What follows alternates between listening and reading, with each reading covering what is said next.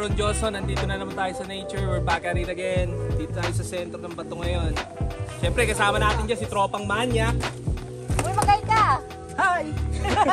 Tropang Budoy. Hello guys! Hi guys! Hello guys! Tapos si Tropang Jongi. Alright. Kaitik.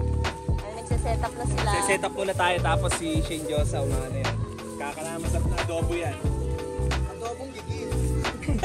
Adobong gigil ang tawag dyan. Gigil sa sibuyas. Unang kagat, iisa ka agad.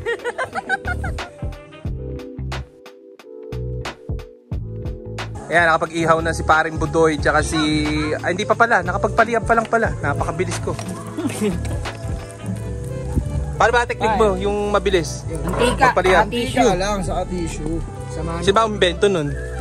Siyempre, compulsion yung tawag dun eh. Compulsion. Bilis so. Hindi sila napagbagaw. Tissue lang daw, tsaka mantika. Mga tiga-bundok yan eh, di ba? No? Sa kabilang bandang tinitira namin dito, adobong dinosaur. Hindi, ano yan? Adobong manok. Paabot nga ako nung iaangat lang natin. Iinggitin lang natin yung mga viewers ng konti.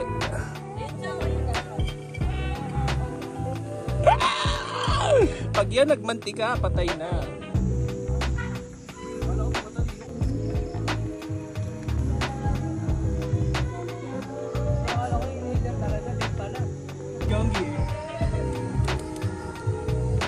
Gago pa shabu yan, sabi niya, class pa shabu.